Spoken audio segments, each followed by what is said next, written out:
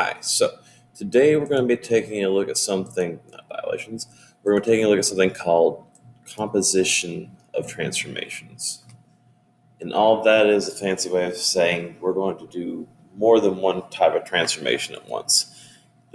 So last week we focused on doing reflections, rotations, translations, dilations. We did them by themselves. Today we're going to take a look at what happens if we do more than one at the same time. So this won't be too hard. It just take an extra step, which is why if you see here at the bottom, I have 3 squares.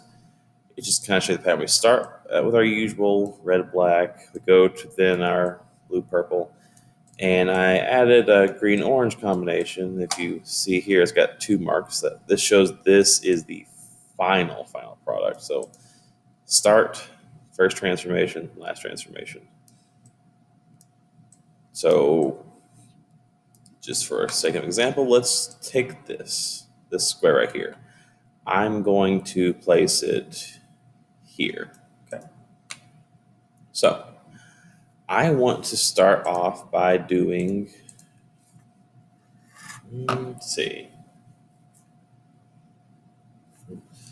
let's rotate this square.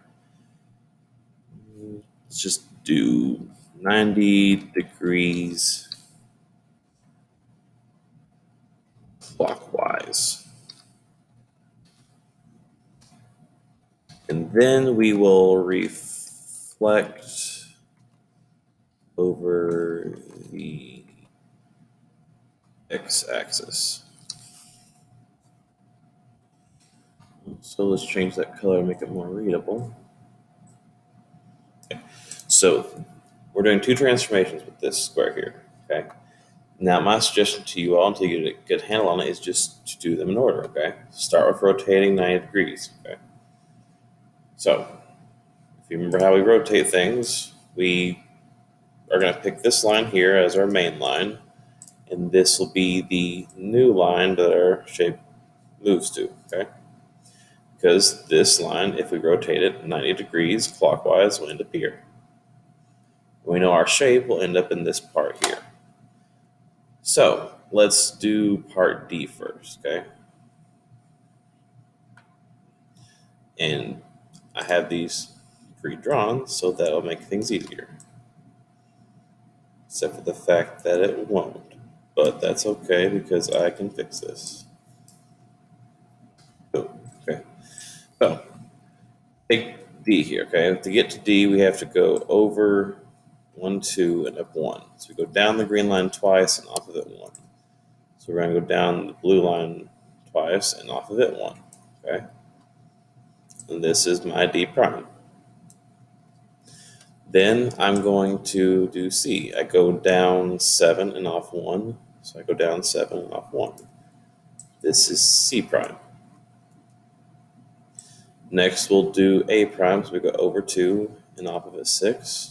So 2, 6, A prime. And then we go over 7 and up 6. So 7, 6, that's B prime. And then I can just lay my square on top of there, and boom. We have rotated this square 90 degrees clockwise. So this one, this is good. We did that. Now we have to reflect over the x-axis. Okay. Sorry, I meant to say y-axis. Okay. So the y-axis is the one that goes up and down. Okay. So we are going to flip this shape across this line here. And let me move this and do about the same thing I did a second ago.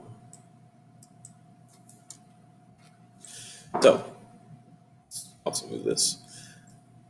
So let's start with point D, okay? Point D is 1 away from this line, so I go 1 more, and there's D prime prime, or D double prime. So then we'll go to C prime, it's 1 away from the line, so I go 1 more, there's C double prime. All right, A prime is 6 away, so I go another 6, and there's A double prime. and I go, B is also 6 away, so here's B double prime. I'll lay my square on top, and boom. Now I have completed this one. And I have done my composition of transformations. I have taken this square, I rotated it around the origin of the graph, 90 degrees clockwise, I reflected it over the y-axis. You don't have to worry about doing this all at once, just do it in order, one at a time. Start with the first part. When you finish that, go to the next part. Okay? Now, let's go over here. As you see, I have a few more shapes set up, ready to go. Which, to be honest, I'm probably not actually going to use. We'll take the letters though, just so I can be lazy.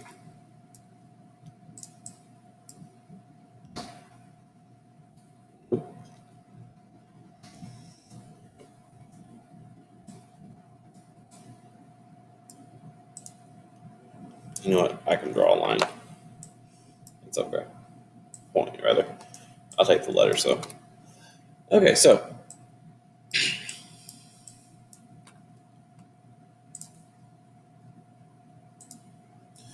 All right, let's give ourselves a circle. And we'll call this here point A. Okay. Now, let's say that for my little circle here, I want to dilate it by a scale factor.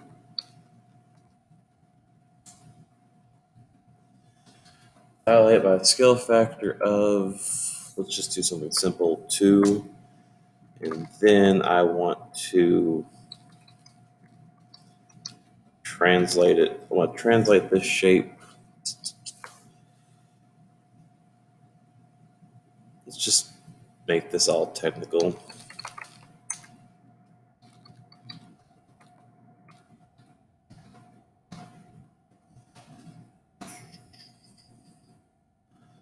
Now let's just move it like this.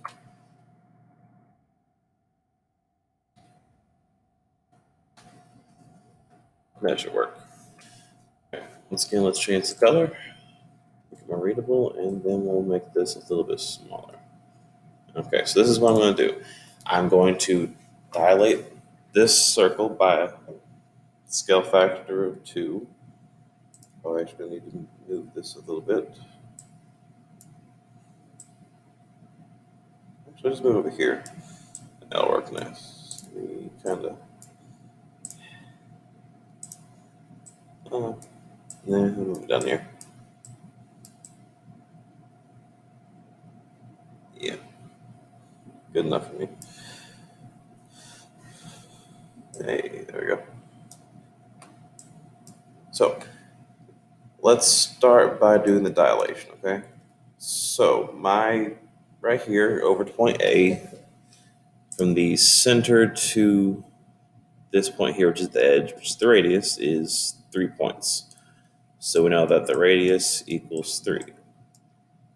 So in order to find my new radius, I need to take that 3, multiply it by my scale factor of 2, which gives me 6. Okay, so it means my new radius has to be 6. So if I grab a circle and draw it out so it has a radius of 6, then right here will be my point A prime. And there we go. Just like that, we have the first step done. Now we're going to translate with a direction vector. I wrote it this way because this is probably the hardest way for y'all to understand what it means. All this means is this first number here controls left and right. It wants us to go to the left 3 because x is negative this way. Then we have 4 over here. This negative 4 controls the up and down. That's going to have us go down 4. So just to recount once again, that means we're going to go to the left 3 and down 4. So let's put this little point here just so I can move it, okay? So we're going to use this point A as kind of a way to reference this, okay? So we're going to move to the left 1, 2, 3, and down 1, 2, 3, 4. Okay, so this is where point A is going to go. Now, I need to make sure that I have a circle with a radius of 6. So if I want to be extra thorough, especially if you're doing this by hand, put a point where the center was, okay? Then have that go to the left 1, 2, 3, and down 4 as well. And now when you go to draw a circle, which make sure we're doing this the right way. When you go to draw a circle, especially if you're using this like I am,